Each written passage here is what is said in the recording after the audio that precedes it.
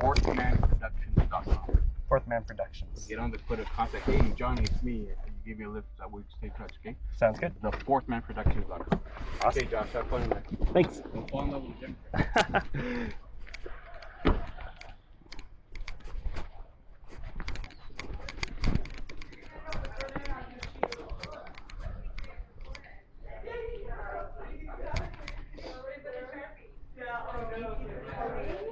Hi. Hello. Is this like fun? Yeah, take whatever you want. Yeah, there's stickers, donation envelopes, flyers, and Oh, then awesome. there's a sign-in sheet right there. Oh, you guys got bumper stickers? Yeah, take. Could I get a few of them? Yeah. Thank you. Really appreciate that. And then, yeah, just head on and play. Okay. Thank you so much. Man, this is exciting. Hi, Jeff. Hi. I'm Carol. Nice to meet you. Nice to meet you. Hello. Well, I got a cat. Okay, so there's a sign-in sheet Oh, yeah? right there, and then I can make you a name tag. Okay. He was our coach, you know, after the adults, you know, because he was coaching adults. Yeah. Two ends or one? Yeah, I'm sure she's done a lot. Ben. Can you spell that? We need to share with the man how to spell. Yeah, like the week after the high school, the adults. So I can Christine. Hi. Sign-in sheet right there. Thank you. And then just your stickers and donation envelopes and pamphlets that we wrote. Thank you. So Susan. Thank you. Of course. Sorry, Chris. Will I be able to get a name tag? Oh yeah. Josh? Spell that. Awesome, thank you.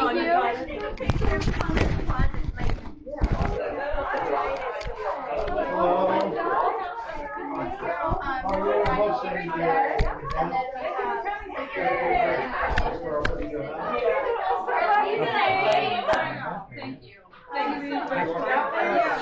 Hi. Come on in. Okay. Go to that guy, there's sticks up there. Thank you. Snacks. Okay, thank you.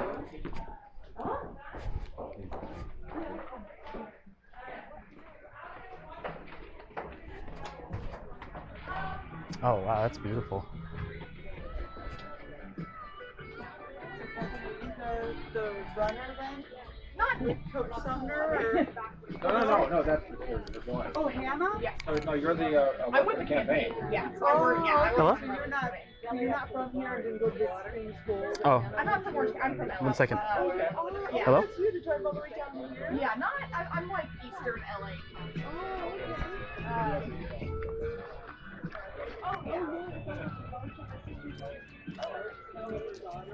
We would have liked to go, but I know, I didn't plan it out.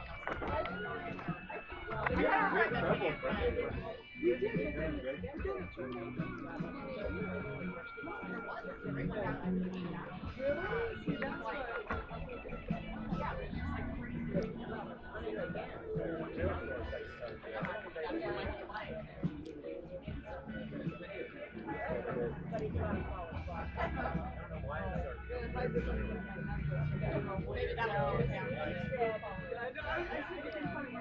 not aware of retirement. I think we got it right. I know.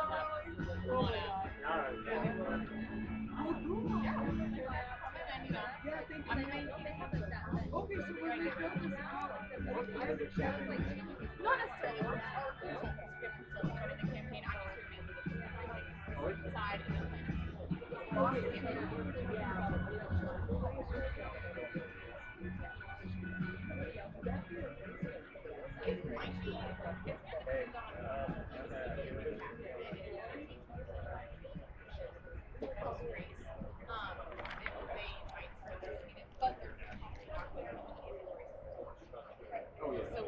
we have until next June. That's where we're primary is. Yeah, so it's just another year. Yes, I've heard we're trying to make it makes sense to me. Would that affect this rate? Yes, so if they do change then it will affect the policy. I think they should. I can't stand that every month your so it doesn't matter either way. Yeah, I know. So I'm not sure what year about that or if what month I heard February, I heard March. Yeah, so I'm not sure. It must be the same thing, obviously. So they want the same thing. So are there any Yes, so Right now.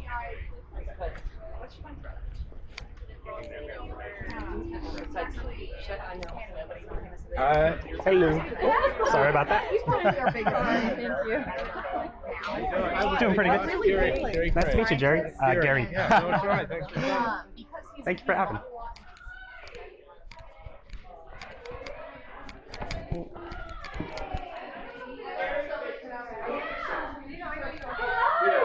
Excuse me? Miss, do you know where the restroom is? Okay, so in the TV, you'll see the TV room. It's the living room. It's down the hall. That's a good idea. Okay, thank you. I'll show you. Come and pull back. Okay, here. So that, Oh, this one? and then over here. And then that way. Oh, thank you. Sure, Josh. I'm Carol. Nice to meet you, Carol. Is this your home? Yes. You got a lovely place. Oh, thank I'm you. from Santa Ana, the little sliver of That's the okay. district that's in it. But You know what? Oh, that's right. Okay, so what sliver is that? Oh, do you have to go pee first? yeah, go to the restroom. Sorry. I'm interested. I want to find out. Yeah, it's like right near South Coast. Oh, okay. Yeah. Okay.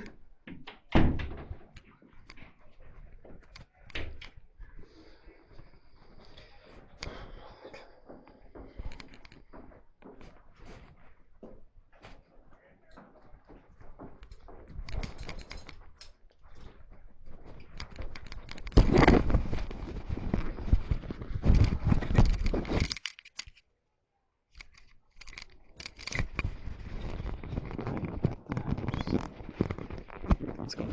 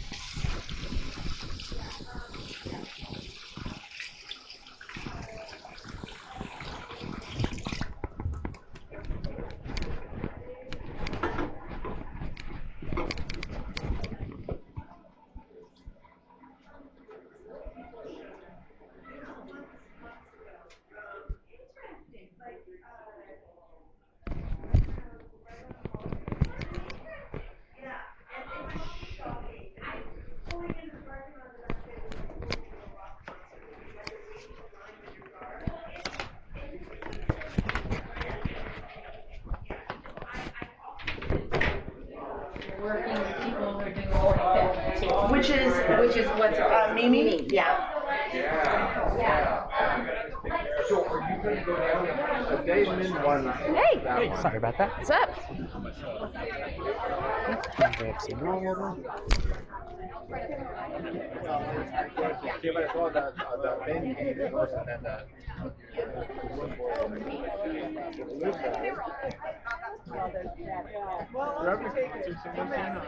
how does that work? I was like, didn't the guy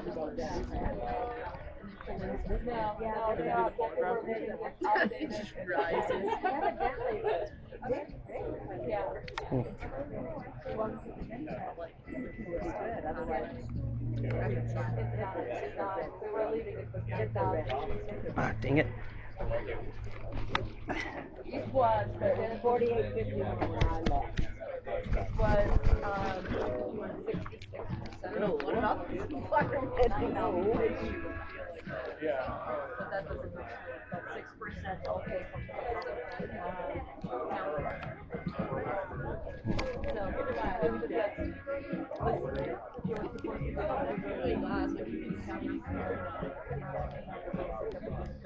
But my niece is very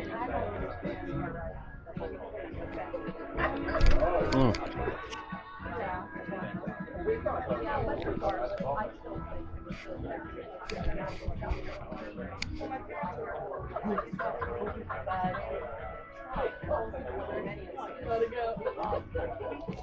So, and there was I know. There was that. I lost whether it's by 3 points or whatever. By 1 vote. Yeah. I agree, but I have to look at the delta.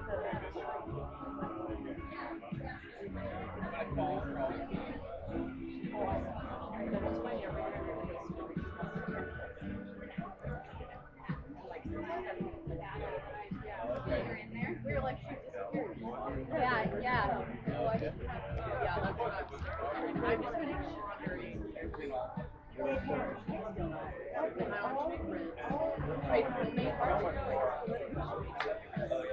yeah, that's a tough one to start with. Here I am. Thank you. That's enough.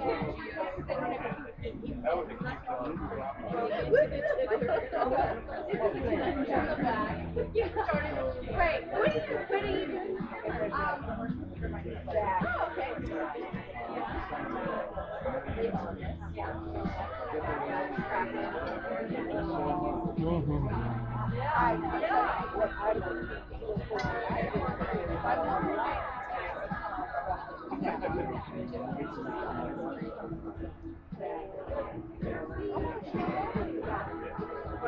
I'm taking a speed writing class next month.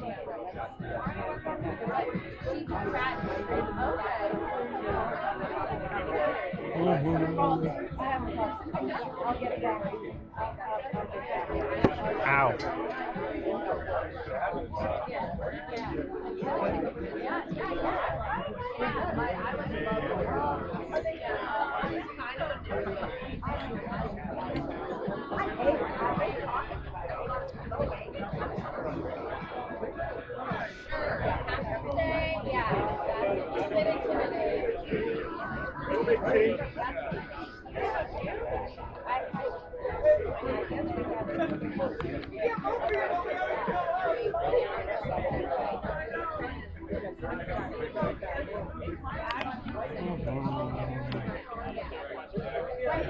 It's hard to keep up.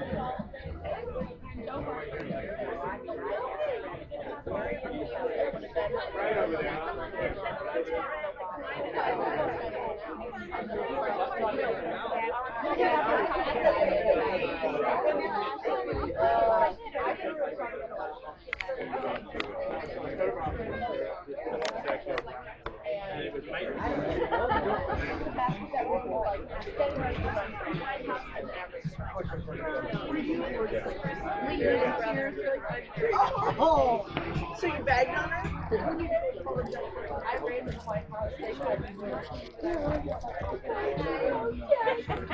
Get back right now. She's so upset. I was just sobbing. They're like, get back right now. Oh, it's so bad. Like, all my professors were like, I don't want to like, everyone's sleeping. I know we're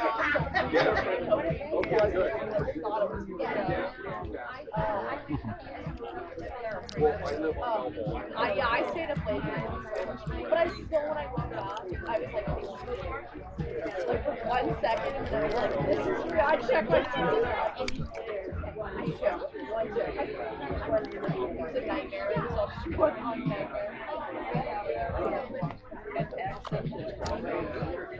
How you doing? Doing pretty good. How about you? Very fine, thank you. Got some chocolate. I'm not sorry okay, about that. no worries. So you know anybody the candidate, or are you friends, or? Actually, came here because I wanted to hear him out and listen to him. Oh, great. I'm new to Orange County. I recently moved here, so. From where? All the way over at Victorville, San Bernardino County. Oh, wow. Okay. Yeah. Okay, great. And I gotta tell you, the weather here and the view, that's a lot better than over there. Right. Yeah. Great. What about you? Where are you from? I'm from Newport Beach. I've been here about 20 years. Man, you're lucky. Yeah. How old are you?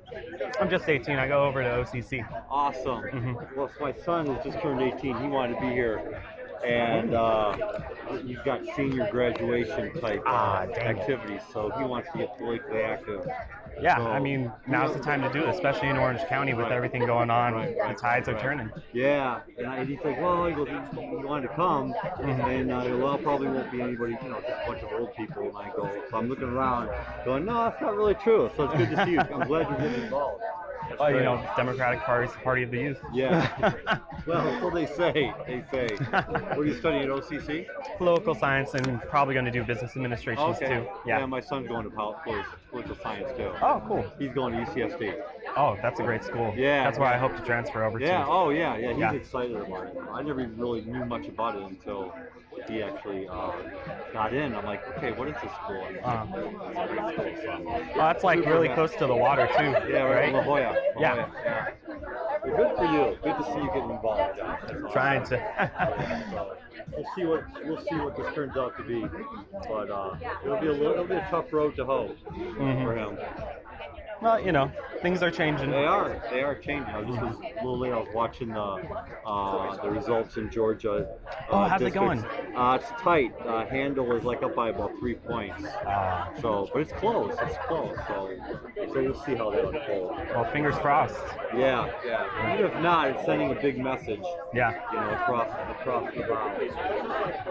I'm glad that it's good to see some young people getting involved. For me, it's like I'm sitting on my butt. For 20 years, I vote every time. I always vote. I've never not voted. And then all of a sudden, after this year, I'm like, I think I need to do more than that. Unfortunately. Yeah, we got to get active. Yeah. Well, I think he's going to talk. I don't know a lot about him, but, Yeah, I was reading his little pamphlet right here. Oh, yeah. Pretty comprehensive. You can check out mine if you want. Oh, yeah. I'm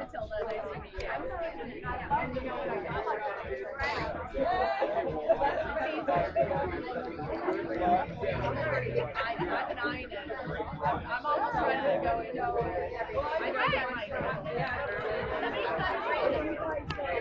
I live in the Yeah, I'm gonna do it.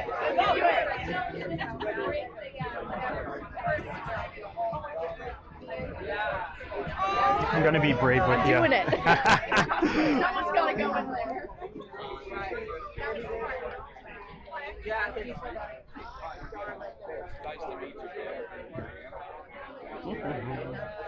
Oh, dang it.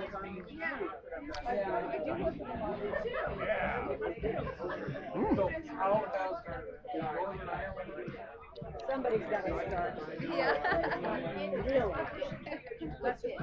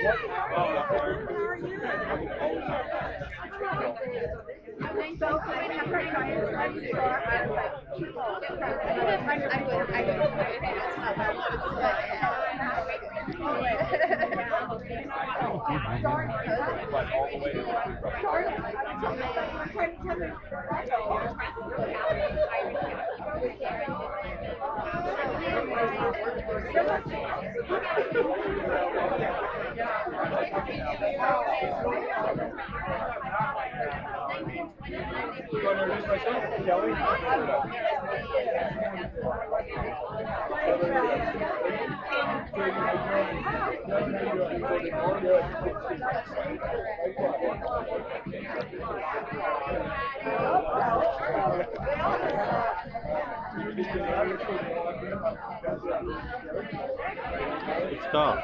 Maybe grab one for my son. Good stuff in there. It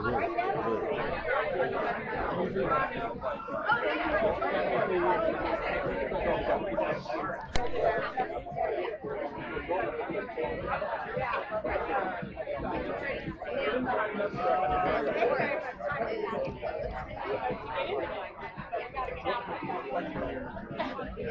So are you involved with any activism in Orange County? No, unfortunately, I'm not.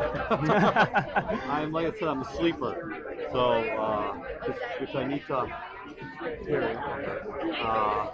Hoping to get more involved. You know, it's like you got a full-time job and you got to support a family and all that fun. It kind of gets in the way. By the time you get all that stuff over with, which you'll maybe hopefully figure out, you'll at the end of the day you're like, oh man, I'm not signing up for anything else. Which is kind of a sorry excuse.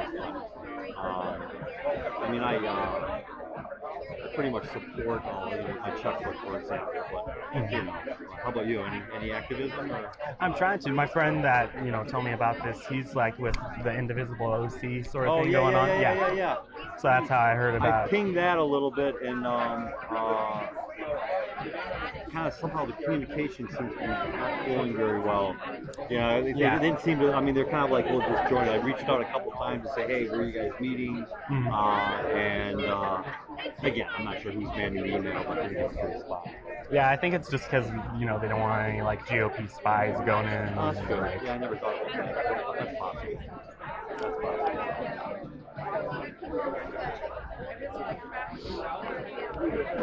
It's a really beautiful house. Nice area. So you're from San Bernardino area, or where you came in? Yeah, okay. I came from Victorville, and then yeah. Okay, got it.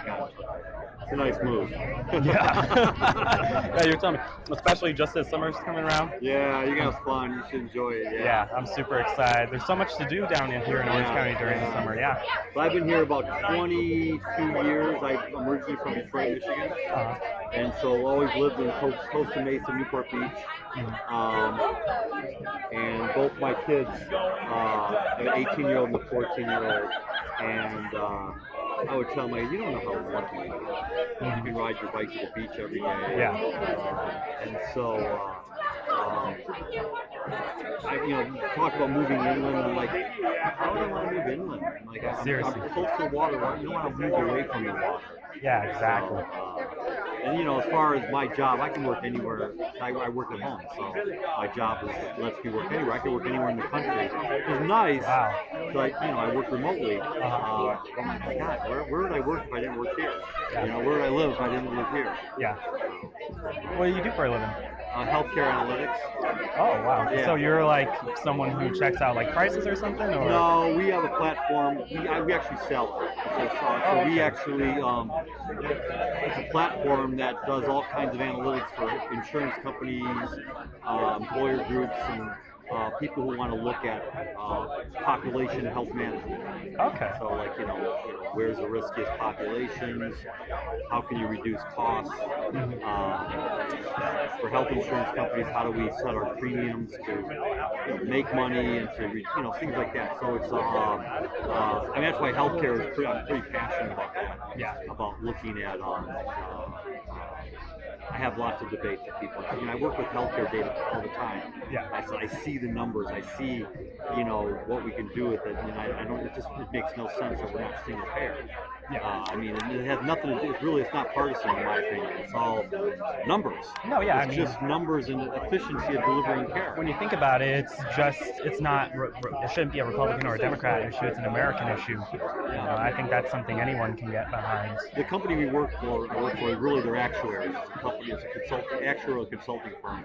And I tell people that if you told an actuary, okay, I want you to control costs, hold costs down on a population of 1 million patients, and keep it at X. They say, okay, and they look at the numbers and they do their predictive modeling. I said, however, or if you had your better choice, you could try to control costs off a population of 330 million. From a mathematical statistical standpoint, they would want to work on the 330 million because you have a larger risk pool. You can spread risk over. You can target different populations easier. You can manage costs and control costs easier for 330 million than a million. No, yeah. I go, it's just math. It's pure statistics and math, underwriting, actuarial science. And so when you look at it that way, now there's a politics involved. Like, well, the government. Then you hear people say, well, the government can't do anything right.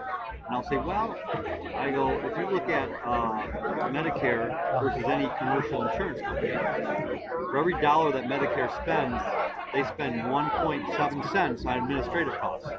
For every dollar that a commercial insurance company spends, they spend 17 cents on administrative costs. Who delivers care more effectively, more efficiently? I mean, look at the numbers. I mean, Medicare delivers care in a much more efficient manner. Just the numbers. So, when you start picking apart the numbers, the arguments start falling. And people start losing their arguments, and then they start, the government can't take care of it. Then they start throwing all kinds of bullshit. Well, they start calling you names too. Yeah, usually they're pretty civil, but there's a lot of conservatives that have opened their eyes a little bit, and they'll say, I don't believe those numbers. Go online. Check them out. They're there. Yeah. For example, I had somebody who was complaining they were on the Obamacare exchange, Anthem Blue Cross, and so last year, Anthem Blue Cross for exchange premiums, they bumped their premiums up by 26%. People are out like, Obamacare. So I told them, I go, okay, Anthem Blue Cross. It said the top 6 executives of Anthem Blue Cross in 2015 made $37 million. Okay? The 6 top executives of Anthem Blue Cross, their compensation was $37 million.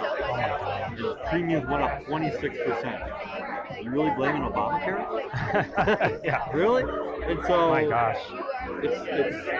Well, again, I try to,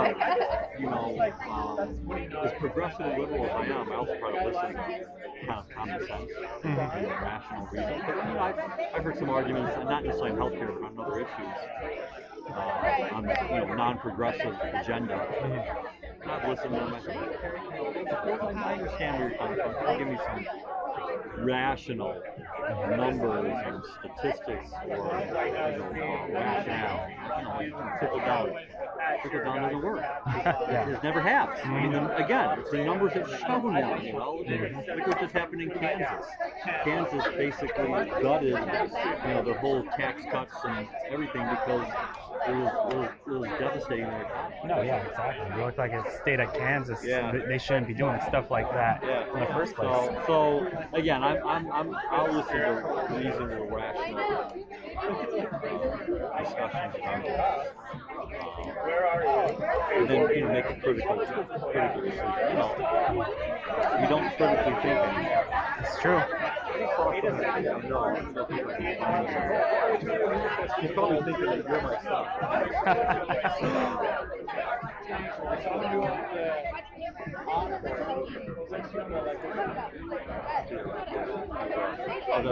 Actually a funeral this weekend, and my husband, she wasn't there, but the husband was, I don't know him, and we start talking, I haven't gotten the subject, I said, yeah, we go to the event, and he goes, where are you going? And who would where? He goes, Terry, my wife was going to be there. And I'm like, oh, really?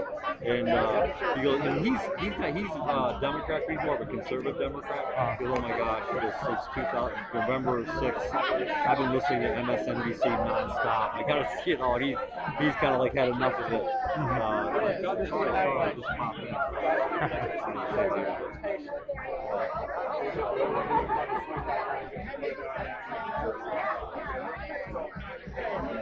Well, I think it's just great that we're getting engaged this young. I mean, it's a good way to meet people.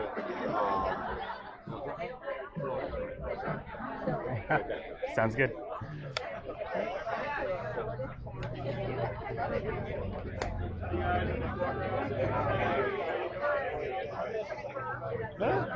Or a lift.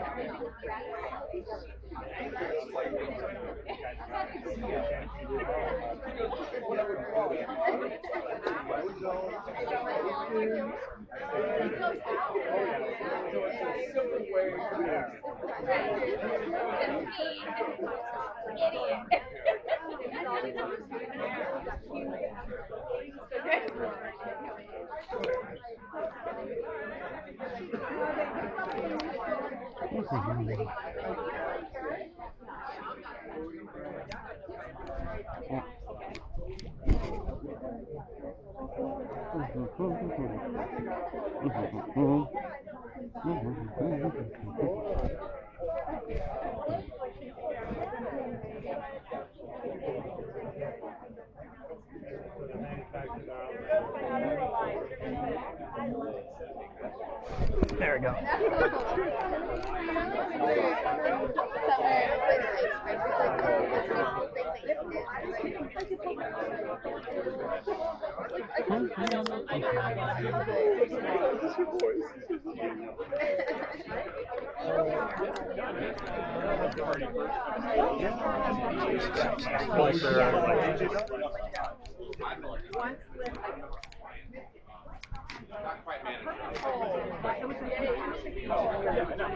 I just got the children. Right here. Just tossing out some trash. Yeah, man. Nice to meet you, Josh. Alex, nice to meet you, Josh. Nice to meet you. Nice to meet you. I'm sorry, how do you say Avery? Avery, Oh, yeah. okay, nice. Are you a volunteer or a campaigner? Or No, actually, a friend of mine. He's with the Indivisible Movement for OC. He was telling me about this thing going on, and I'm not from this area. I'm actually from Victorville.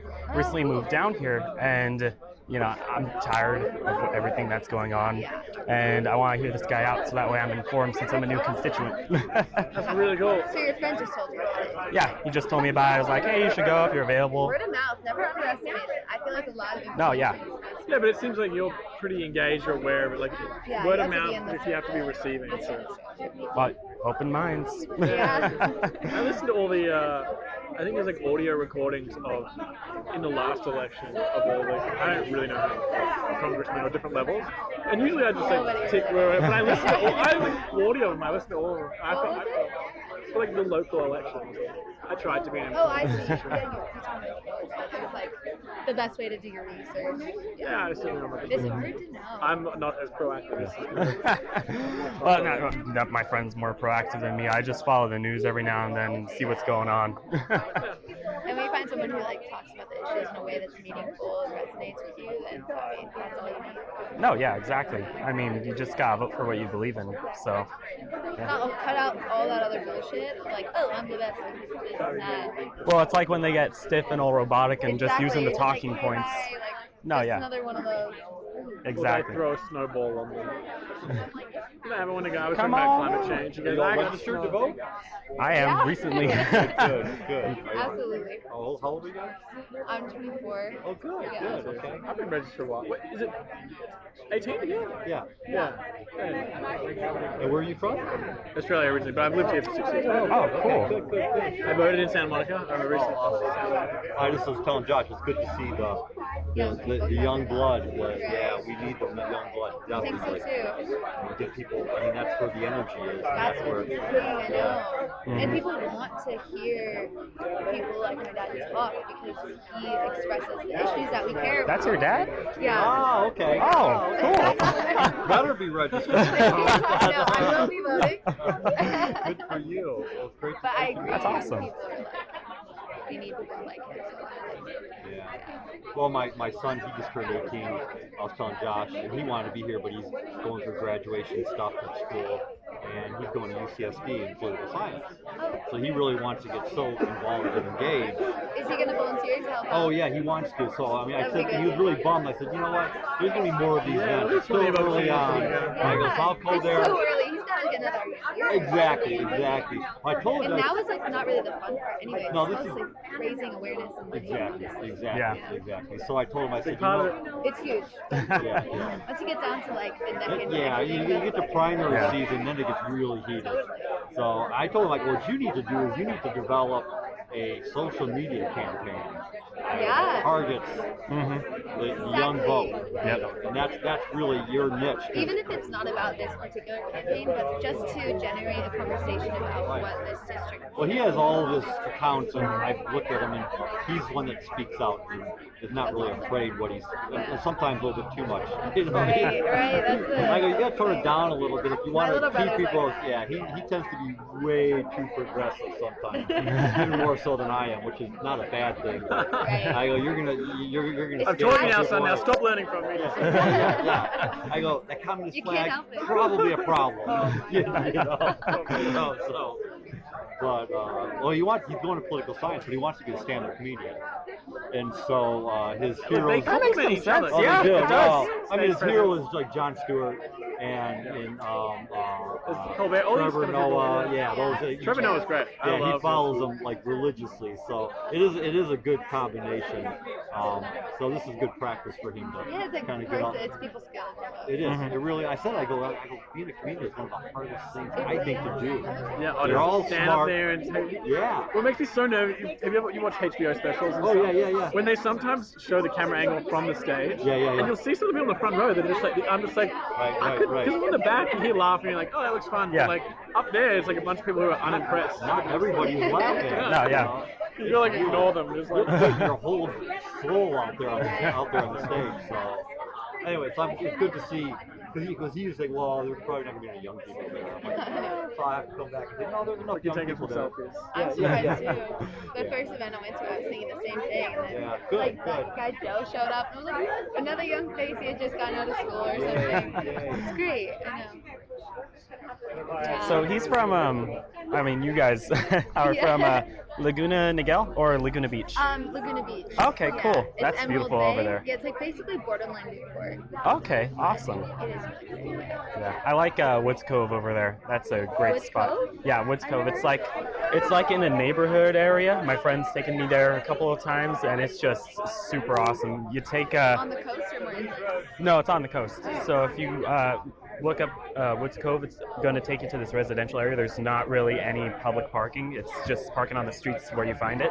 And then you walk down, and it's just like this, I guess it's like an amphitheater. Well, it's like an amphitheater with these rock ledges, just That everywhere. sounds really cool. And if you go out into the water around the cove, there's like this mini little cove when the tide's down that you can go and visit. It's really cool. That's the Woods Cove. Yeah, that's Woods Cove. Wow. Yeah. Okay, good to know. I'll have to make a mental note to visit Woods Cove. I'm not here that much because I live in Los Angeles, but when I am here, I usually just kick it at the house, honestly. Yeah, I need to right. get out more, explore Laguna. A lot of stuff to do in Orange County. Yes, there really is. I'm learning more and more about it. I've been trying to get to LA more because it's like that orange curtain that divides Right. LA and Orange County. There is. Orange curtain. Harley, Rouda, how you doing? Mark, nice to meet you. Nice to meet you. How you doing? Just talking to these guys. I I was telling them it's good to see some young faces. I told him I have an 18-year-old son who wanted to be here. He's graduating and doing some events, and he really wants to. Where'd you graduate from? On Newport Harbor. Okay, great. Yeah, he's going to UCSB for political science, but he wants to get engaged in the campaign. And now he's trying to do it. Yeah, you just last year, I'm here taking mine off before I lose it. I think they'll all know me. Yeah, they're starting to fall off a little bit. I'm gonna open up. Rock and roll. Are you doing your? Are you doing your speech? Yeah, I'm speaking. Thank you. Okay. I got your attention. Thank you. Lovely, quiet. Hi everyone. Carol Crane. I'm Carol and this is Gary. We're the Cranes and we're so happy that you're here today because we would love to share with you Harley. Harley has we've known for Kara. We've known for 6 years. His wife Kara. We've known for 6 years and I remember we were having dinner at Mayor when you said I want to run for Congress. He said, what? That's great. He said, yes. Dana Rohrabacher's got to go. And we said, we're on board. But more than that, we've known Harley for who he really is, which is an amazing family man who's raised 4 children with his wife, Kara. A very successful businessman, and now a man who is ready to give himself to his country and his constituents.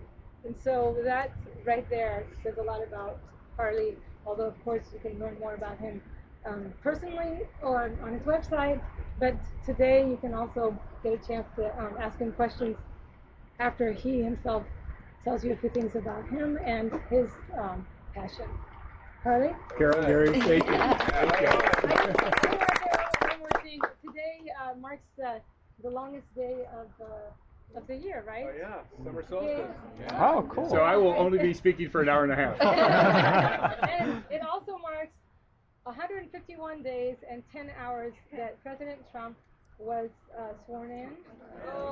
And it feels like eternity, okay? Somebody's got to do something. And it starts here and now in our local communities, grassroots, and you know, when someone says, what can you do? You can do this. You come to events like this and you spread the word and you basically be the change. This is what I tell my kids, be the change. So let's start now. Yeah, thank you. Thank you. Sure. Well, thanks everybody for coming. I appreciate it. I will tell you just a little bit. That might be the Republican Party. Just duck and they get much closer.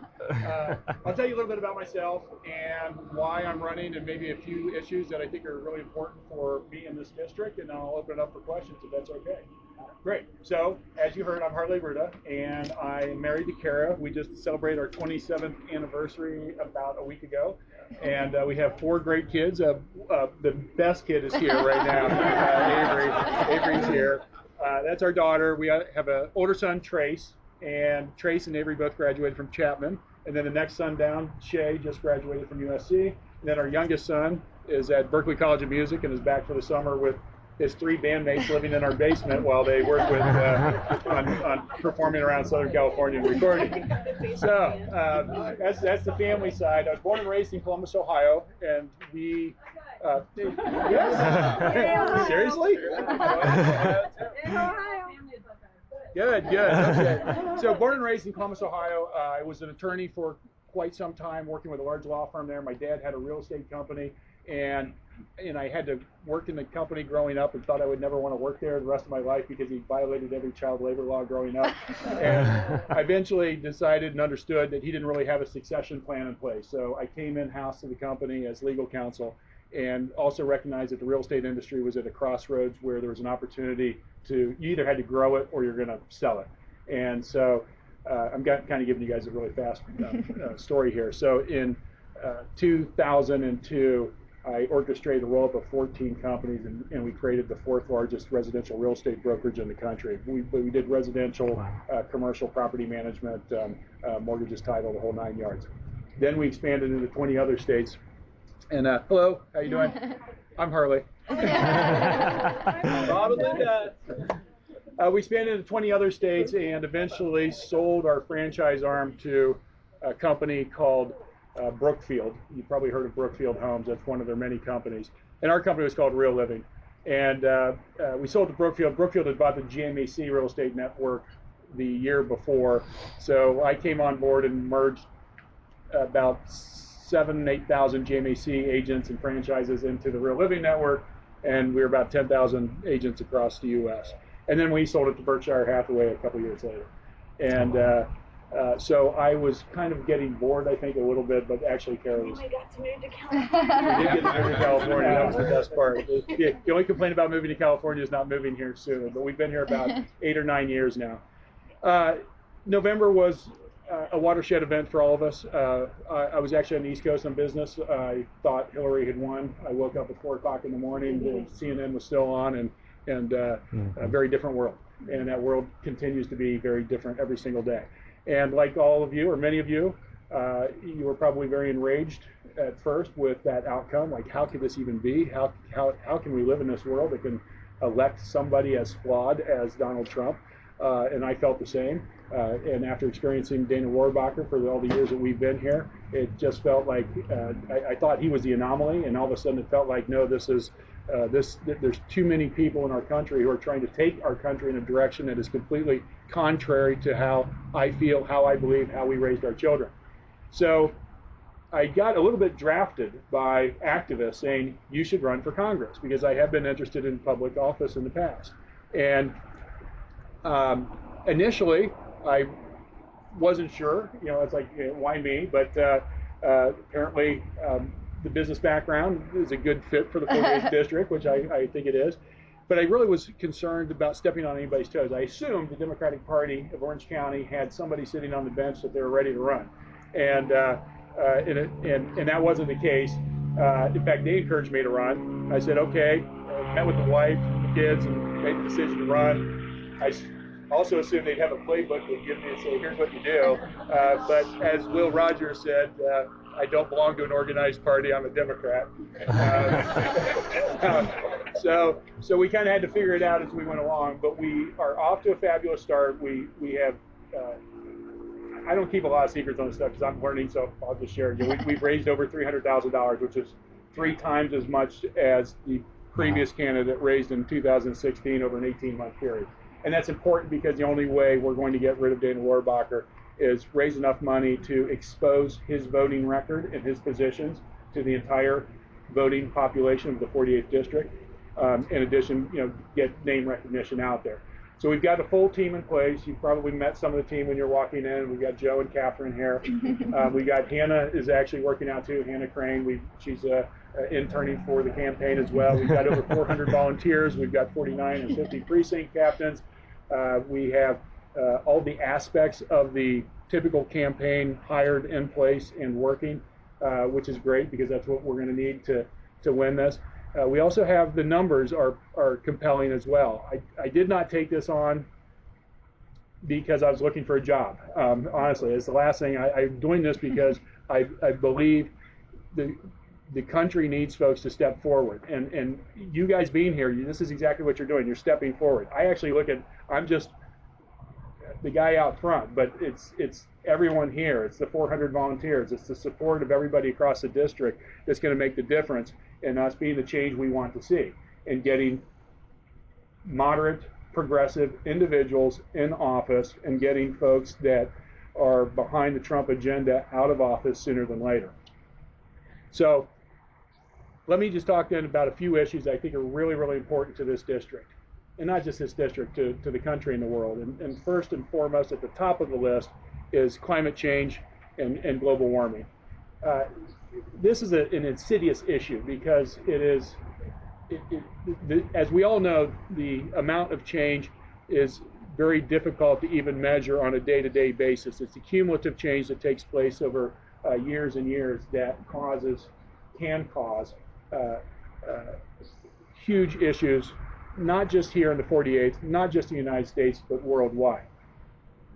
About 50% of the world's population lives near coast. And if you look at what the impact of rising oceans can be on the coast across the world, you realize that it's not just the thought of the rising oceans. It's not just the fact that rich people along the coast may have flooding in their homes and cars are going to be floating around. You've got the entire infrastructure of our highway systems, our offices, where we farm, our food. Everything is built on predictable weather patterns that are being shifted because of global warming. And if that continues, literally where we have built our world in every country around the world can become obsolete in a short period of time. This has to be the number one issue for all of us to face up to. And you've got Dana Rohrabacher, who does not believe in global warming and climate change. You have a president that doesn't believe in global warming, who left the Paris Climate Accord, where every country in the world had signed, except for 2, Nicaragua and Syria, and now the United States has left it. This is completely asinine to think that we have given up our leadership in this such a key area. There's also an economic opportunity here too. Not just economic opportunity that actually, keeping a cleaner planet is more economically healthy and beneficial than not. But it's also those who solve the global warming, climate change issues are going to create the jobs of tomorrow.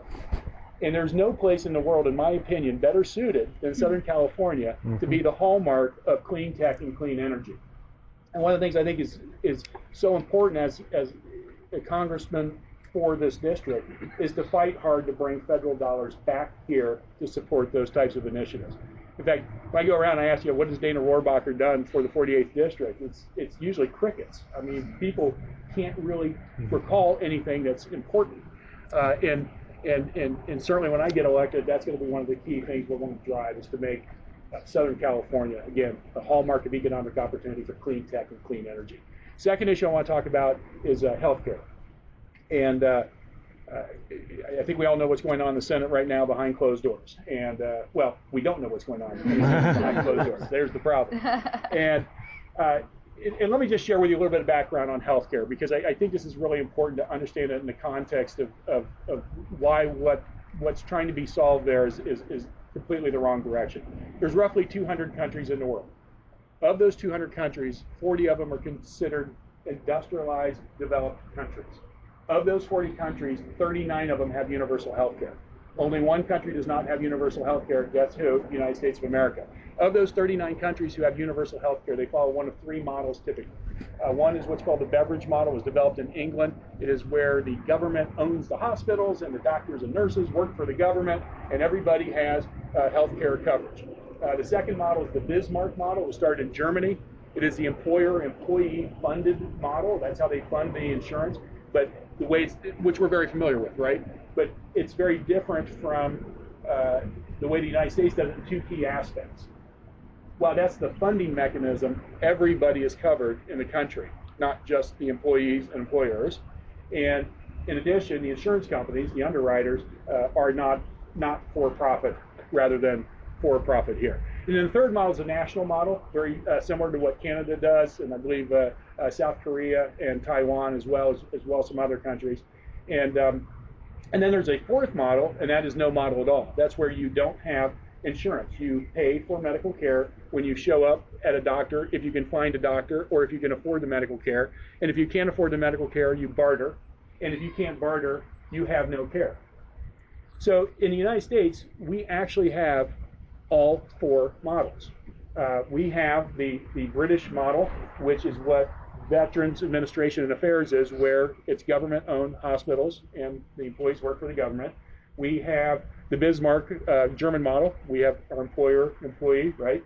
We have the Canadian model. That's Medicare and Medicaid.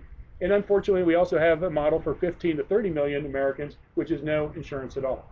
So you take all that into effect, and you recognize that whether you're a Republican or a Democrat or an independent, it's screwed up the way we do medical insurance here. That's why it runs almost 19% of GDP in the United States for our health care, yet 15 to 30 million people aren't covered, versus the other industrialized developed countries run around 12 to 13% GDP. In addition, it's the number one cause of bankruptcy in the United States. So I'm all for a single payer system. I think it's the absolute direction we've got to go, because it makes economic sense, and it also makes health sense. And I think the more we research this, and when I say research, everyone needs to quit listening to what the politicians say. Do your research. Learn as much as you can about healthcare, and I think you'll come to the conclusion that I've come to, and that is a single payer is absolutely the way to go. One last thing I'll add on healthcare too is that if you go around any parts of this district and California in general, you're going to see a lot of homeless people.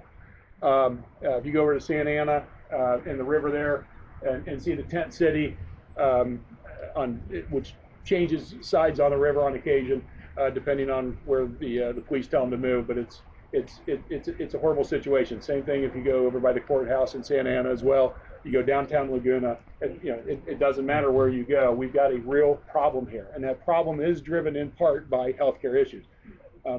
My wife and I started the first homeless facility for families in Columbus, Ohio, and she gets full credit for being the driver of it.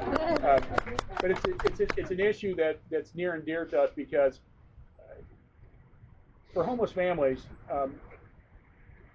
the last thing you have when you have lost everything, you've lost your job, you've lost your house, you've lost all the possessions that were once important to you except for what you could carry in your car, And when you become homeless and you run out of the vouchers to stay in the hotels and so on, the only thing you have left is each other. And that's what unfortunately happens, is those families are broken apart often and forced to go to men's shelter or women's shelter, or worse yet, being put into a horrible environment, such as the tent cities that we have in some parts of Orange County and all throughout the state and country.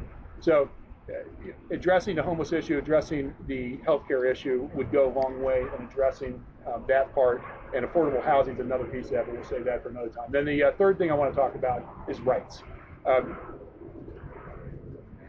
At no point in my life have I seen a president and an administration take aim at so many rights. You know, it's women's rights, it's economic rights, it's workers' rights, it is LGBT rights, it is minority rights. I mean, the list goes on and on and on. And you know, I've said this in some of my other speeches. I think if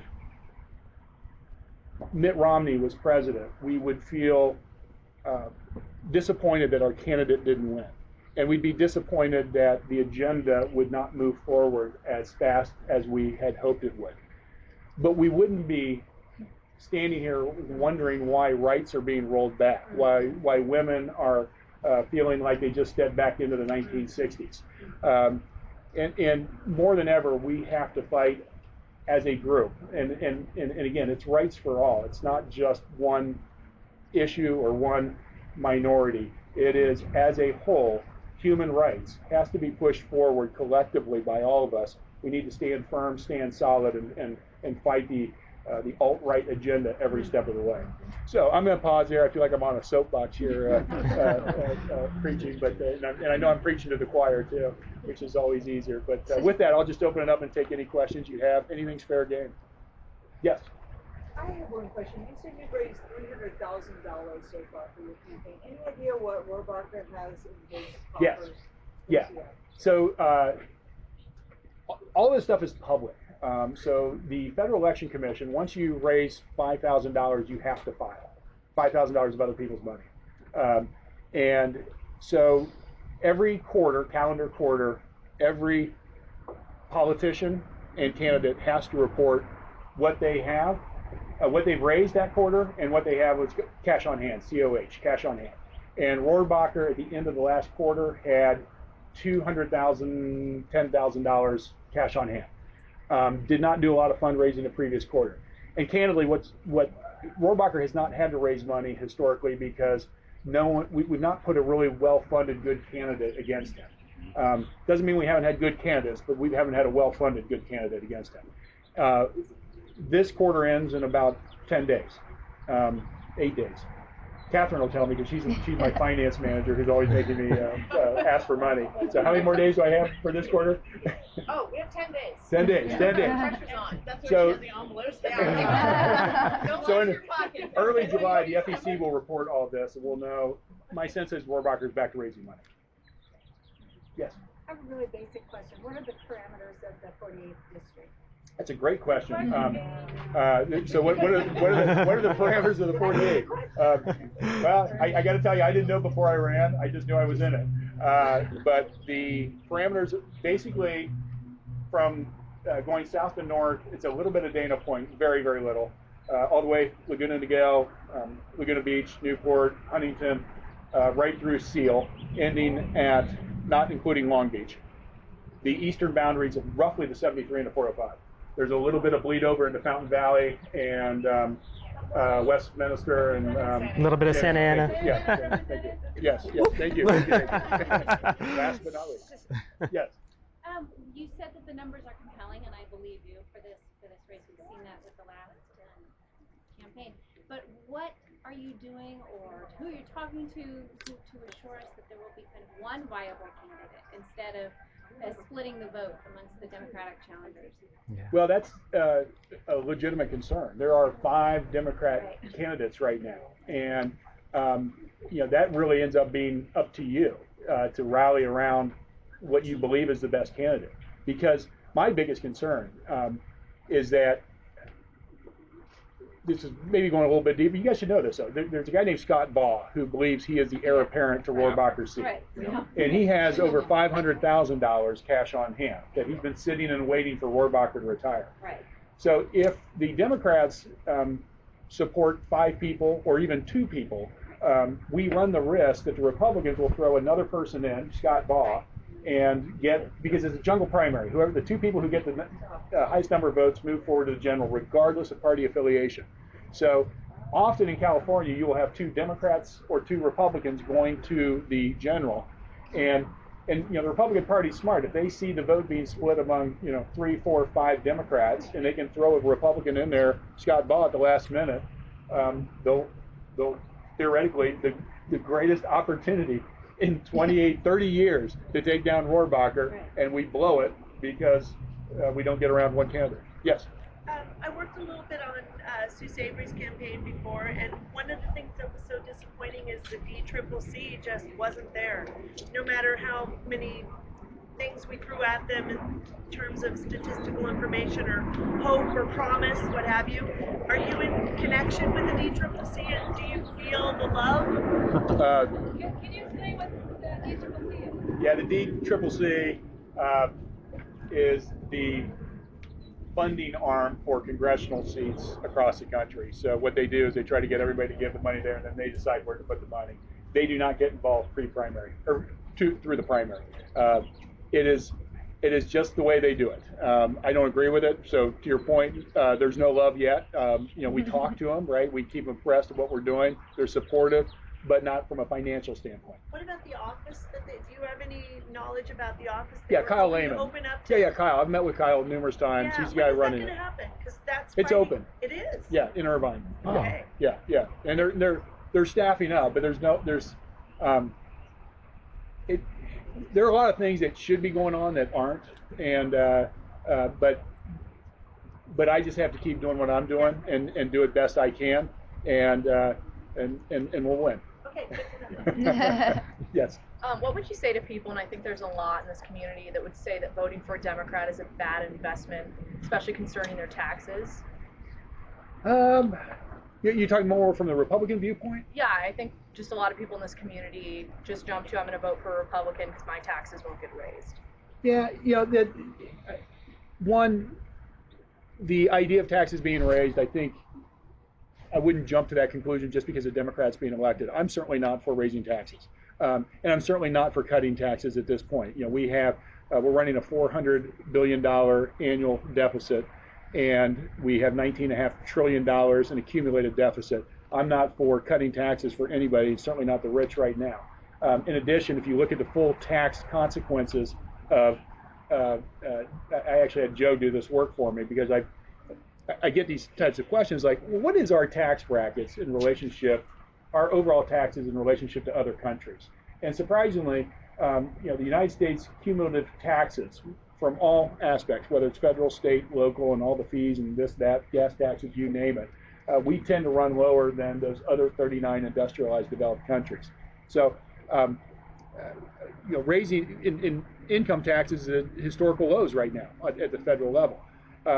So I just don't buy that you have to jump to the idea that if you elect a Democrat, your taxes are going to be raised. One thing I would say, though, is that you have $1.5 trillion in lost tax revenue every year due to tax credits and tax incentives. There's a great opportunity not to raise taxes, but just eliminate outdated legislation that's been there. I mean, do we really need credits for fossil fuel industry development? I don't think so. I mean, that would pick up an easy $50 billion right there. So, good question, but from my standpoint, that's not automatic. Yes? Well, you go ahead and flip that back and say, well, what's Rohrabacher bringing back to California for you? Yep. Yeah, this is California historically is a much bigger giver than a getter when it comes to federal taxes. I think New York is the only state that has a lower percentage of the federal taxes come back, and that's due a lot to the financial markets and literally Manhattan. So we've got good reason to fight harder to bring more money back. Yes. As a Mexican American and someone who has, you know, family members who are here illegally, there's all this debate, there's all this talk. Trump's making an issue about it all the time. I was wondering, and reading this a little bit, if you could explain how you would want our immigration system to work. Sure. Well, the immigration system is very broken, and it's broken in a lot of different ways. One, I actually start with the idea that, we do as a country should want to know when people come into our country and when they're supposed to leave. A wall will never do that for us. It won't. In fact, it'd have to be a really big wall, because most of the people that come and stay longer than they're supposed to aren't coming in from the Mexican border. They're actually coming in from other ports, and usually by air. But as a country, we certainly would want to know when people come, how long they're here, and when they're supposed to go. We should also be opening up the opportunity for folks to come here and work. And there's really two major areas of work that applies to. One is the farm worker, the laborer, that if you eliminated the undocumented workers in the United States, this economy would completely collapse. We would go into depression, literally and figuratively. So you have to figure out a way to allow folks to come and do the work that needs to be done. I would rather see us get back to having worker permits and that are administrated by the government, that allows somebody to come, stay here as long as they have the work, and if they get work from one farm to the next farm, that's fine. Stay here as long as the employer is vouching for them. And if the employer is caught using folks that aren't properly documented, we fine the hell out of them. And because to me, that's where the real issue is holding them accountable. That's one area. The second area is that we should be this beacon for the brightest, smartest people in the world, and keeping them here, because they create jobs, they create new industries, they create economic opportunity. So right now, one of the key areas that really struggles is engineers. And that's just one segment of a lot of the professional areas where folks can come in, they can get their education here, they can stay here for 3 years, and then what do? We send them home. They want to stay, but we send them home. And again, I think we should be trying to figure out how to keep those folks here if they want to stay here and create greater economic opportunity for our country. Did that answer your question? Yeah, and as a follow-up, just would you, support DACA, DAPA, and some of the, amnesty programs that the Obama administration put in place? Yeah. I mean, and a path to citizenship. I mean, this whole idea of deporting undocumented workers is asinine. Even the felons is asinine, and here's why. If you don't know how people are getting into your country illegally, why send a felon back across the border? And let's clarify that too. Let's make this a violent felon, because we've had situations where we have sent folks back who used a Social Security card 20 years ago to get a job so they could feed their children. And that is technically a felony, using that card. I don't know about you guys. I wouldn't hesitate to use somebody else's card if that's what it took to feed my children, right? I mean, there's a point where you have to make decisions about survival. So support the path towards citizenship, and then also making sure that we're not sending people back that are just going to simply come back and commit crimes again, violent crimes. That's not a good outcome. Good. So a couple points, Harley. Yeah. One, visionary, I think, really sells in this community. Second, in regards to single payer, talking to a lot of small business owners about single payer, they really don't get the savings part of it, right? That all of a sudden, if you're in single payer, you're not paying X number of dollars for the plans that you're having to give your employees at that point. You're out of the insurance business at that point. So there is, to get that idea across to people, that by going all in on single payer, you've eliminated now what you're paying for your own health insurance, if you're lucky enough to even have health insurance. And for a lot of people, right, up to the ACA, as a dad, it was very tough to even want to go in to even have preventative address, because if, God forbid, they found something, then all of a sudden now you're in a situation where if you try to go and renew your policy, you're now looked at based on the fact that they have found something within your family. And now you could be denied based on the ability to go through that company. And now all of a sudden they share that information with every other insurance company, and now you could be excluded from the entire process of getting insurance. So I think getting that message across to the savings for businesses for single payer. Then the other thing is we have UCI in our backyard, one of the greatest colleges around, and in addressing energy and moving forward to solve climate change and these new technologies. It cracks me up on how Trump currently, or as I refer to him as M. POTUS, minority president of the United States, because he didn't win the popular vote, but how he's fighting for coal jobs with the recent announcement of 50,000 in a year, which is the employment of the entire coal industry. But how many jobs could be, and no one likes to drive to LA to go to work on the 405. So if we promote clean energy and clean technology here in our district with UCI, a great college, we can create the jobs of the future here. And that has been one of my biggest complaints against Rohrabacher, is that he hasn't done anything for us in that regard. Right. So, I mean, we really could create an economic powerhouse, an engine here. We're loving our weather. We're Orange County, man, we can do it. I So agree that vision. 100%. Yeah, And it's absolutely. back to the jobs, right? So people can understand. But that's why those China's policies. investing $360 billion in clean tech, clean energy, jobs of the future. And, So we gotta move, and we're yeah. investing in coal. Any other questions? Yes. So, I mean, you're not going to find a bigger Trump critic than myself, but what he was successful at was distilling his message into something really simple that people got. Just a soundbite, I mean, the tweet, the whole thing. You've got a great platform. Everyone here's loving what you're saying. What is the single thing that's going to lift people to abandon Rohrabacher and go with you? Common sense for common ground. I really can't stress this enough, that the partisanship in Congress, at all levels of government, has to end. And I know you're right. I mean, when I'm in a setting like this, you guys are smart. We are in the 4th smartest district in the United States, the 5th richest district in the United States. And I do think it's important to have that, but I also think because of the electorate here and the citizens here, that we can go a little bit deeper than let's make America great again. But we got to win. We need power. About, the big thing I hear in my town is that there's a lot of inherited wealth, and everybody's afraid about the estate tax, and that's where they're voting for us. They got the, just to keep that heritage, that legacy, that, they want it to come to them, and they want to be able to pass it to their children. How do we address that? I think that's a big obstacle right here in this community. That's a big question.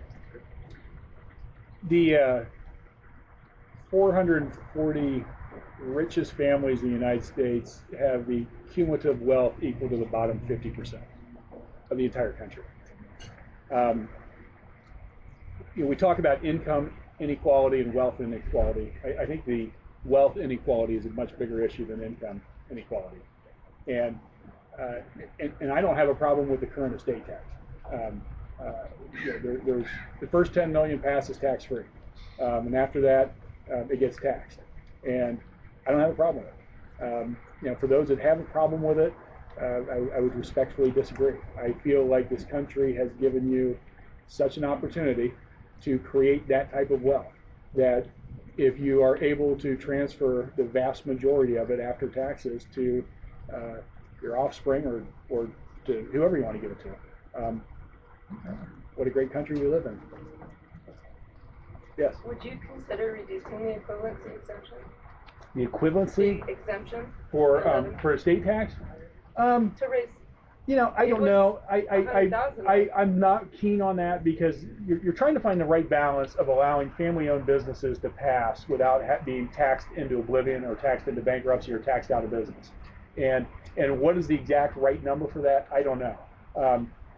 But lowering it from 10 million to say 5 million, is that really going to have a huge impact on overall tax revenues? I don't know the answer to that. My gut would tell me that's not going to have a big impact on the overall tax revenue that the federal government collects on an annualized basis, and it's probably going to hurt jobs. The negative impact is going to be much greater than the positive impact. So my gut would not be in favor of that. So what's Rohrabacher's stand on that? I don't know. I would guess his stand would be to eliminate all estate taxes. So if I want to transfer, if my wealth is $1 billion and I want to transfer it to my kids when I die, it transfers tax free. And get taxes. Right. Is that in the legislature right now? It's being talked about definitely in Congress right now. Now remember, I can give that away to charity tax free, right? I mean, that's already in there. It's when you're passing it on to your offspring that there's the estate. But to her point, if that's what she's running up against for people that are saying, I'm going to vote Republican because of this issue, you need to spin it somehow. Well, no, you don't. Here's why. How many voters have over $10 million of I'm not one. Yeah. I wish. If you do have 10 million, there's envelopes right Please, those of you who have 10 million more, please identify yourself.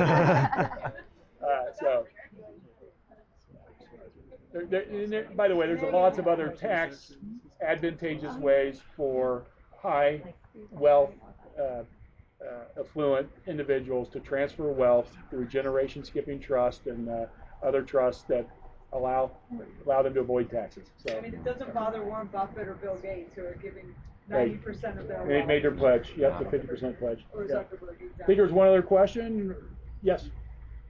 Can you describe a stance that you changed where you had a position and you learned more about it, or you just realized you were wrong?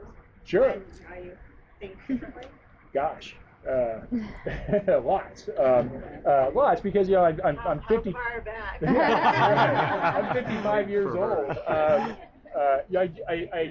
have jokingly tell people, your religion and your political affiliation is given to you at birth, right? I mean, if you're born into a Christian household, it's not like you're going to hold up your hand and say, I'm really feeling I'm more Jewish than Christian. It's not how it works. You are raised a Christian. And if you're born into a Republican household, what are you? You're raised Republican. You don't really have the opportunity to say, when you're 5, 10 years old, you're a Democrat. So I was born into a Republican household. I voted. My first opportunity to vote was 1980. I voted for Ronald Reagan. And But Reagan would be a Democrat. So well, that's true. It's actually a lot of. It's funny. Tony Padala, who works for the Orange County Fire Department, always says that what they call Reagan Republicans today, Democrats. And but to your point, I've moved very much differently than where I was at that point. But more recently, I had our friend group gets together before every election, and we sit down, we go through all the issues and the candidates, and we debate it. And I love it. It almost feels like going back into 1780 and sitting around the tavern and doing the same thing. And I'd always been for the death penalty, and until about, I don't know, maybe 8 years ago. And I'm sitting next to this guy, Maurice Posley, and he was a Pulitzer Prize winner, and he wrote a story when he was in Chicago about the number of people who were put to death by the government who are innocent, proven innocent after the fact. That's one. And two, it costs more to put them to death than it does to keep them incarcerated for their whole life. So it's a very compelling argument to me, especially the first part of it. The economic part was secondary. So yeah, I changed on the spot. I mean, I had a guy as an expert telling me that. And I will tell you, when I first started down this path of announcing of running for Congress, I wasn't sure where I was on healthcare. I knew that I wanted to see the ACA stay in place and that it needed to be bolstered and enhanced. But I have moved what some would argue further left, in that I believe we need a single-payer system for the entire country. Yes, Carol. So, what do you want to utilize tonight? Future talking to the word? Sure. So, my dad kind of raised us saying that you need to give your time, your talent, and your treasures to the causes that matter to you. And for Kara and I, part of this endeavor, we do a lot of philanthropic support from the environment to Planned Parenthood to all across higher education, homelessness, and so on. And for us, we looked at this campaign is the greatest opportunity for us to address all the causes that are important to us. And I tell you that because we're actually putting our own money into this as well. And that's also public record. So I'm not telling you that just for any reason, to let you know that it's important that we all get involved from your time, your talent, and your treasures. So your treasures, if you could write checks, sign up, and Catherine's back there. You can either write checks and give them to her. You can go on the website and do it. If you can. We don't have to bother you again. So. Yeah, well, not for the next 10 days. Yeah, and that's kind of critical. We are trying to, this is a goofy business that we've all stepped into, and we're trying to put a good number on the table for the quarter that's ending as to the money raised and cash on hand. So we're really putting a hard press on the next 10 days to get as many contributions in as we can. And then your time and your talents. If you have the opportunity to volunteer, you can also sign up on the website. You can sign up here. And your talents. There are other ways to give. And if you have talents that you think can help in moving the campaign forward, propelling it forward, whether it's doing other meet and greets, whether it's introducing me to other folks that you think would be supportive of the campaign, that would be great. If it is potentially in-kind services, we're actually going to be working with some folks in Hollywood and Malibu who want to get involved by helping with production type quality. Video production? Yeah. And that'll be happening later on this year, hopefully. So all those are great opportunities. Catherine, did I miss anything? No, just really stressing that. Really would appreciate it if we could get those tonight. Really awesome. We have envelopes here and out on the front table. And make sure you sign in. There's an option there to check if you want volunteers for doing so. We really appreciate it. So one more point, Harley. Sure. How about early voting, mail-in voting too? Yeah. Doesn't that seem like an untapped opportunity for us? I mean, there's always that day of voting, right? Yeah, one of the key things we're doing, so there's 160,000 Republicans in the district, about 30,000 Dems, and about 100,000 NPPs. Republicans are coming down, Dems are going up, NPPs is no party preference, independents. That's going up as well. In fact, we're almost under 10% spread between Republicans and Democrats, which has never happened, and it's continuing to shrink.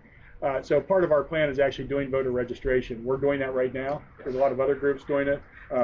We were just talking earlier about her group actually doing it. And that typically doesn't happen until about 2 months out before an election, but it's happening now because it's that important. And we almost always try to get those new voter registrants to sign up for voting by mail. Yep. It's very important. Good. Well, hey, thank you very much. I appreciate you coming and listening. Thank you. And thanks for your support. And I will smartly get away from the dessert and allow everybody to attack it. Thank you. Thank you so much for Appreciate it. standing up for a good fight. I really appreciate that. Thanks. Someday you will be. Seriously. It happened. You never thought he was going to. Look at this. I know politics seems like a tricky business. It is, but it's like more about the people than it is about politics. Well, I like the grassroots a lot more than, it seems like, you seem like a grassroots kind of guy, but it seems like a lot of other politicians really don't care that much for it. Like, it's just, the reason why we don't have the stronger democratic infrastructure here in Orange County is Sorry, I think... we're going to depart. I just wanted to thank you. Thank you. We'll rally the troops. Okay, good. Yeah, great. Take care.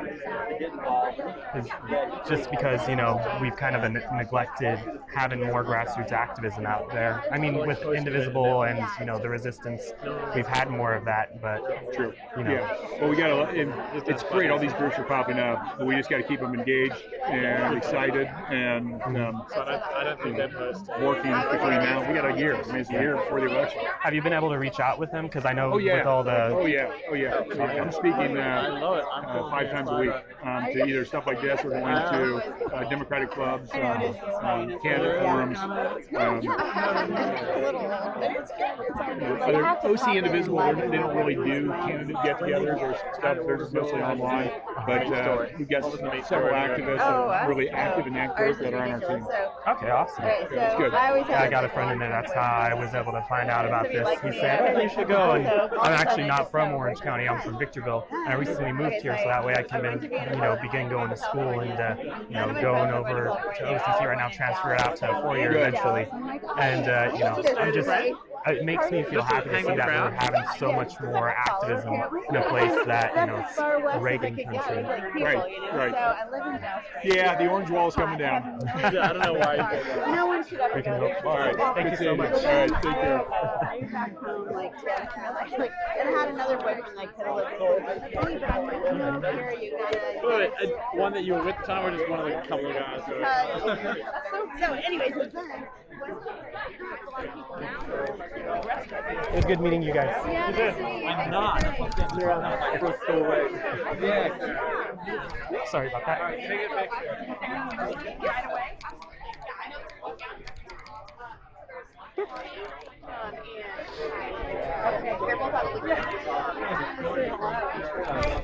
Sorry about that.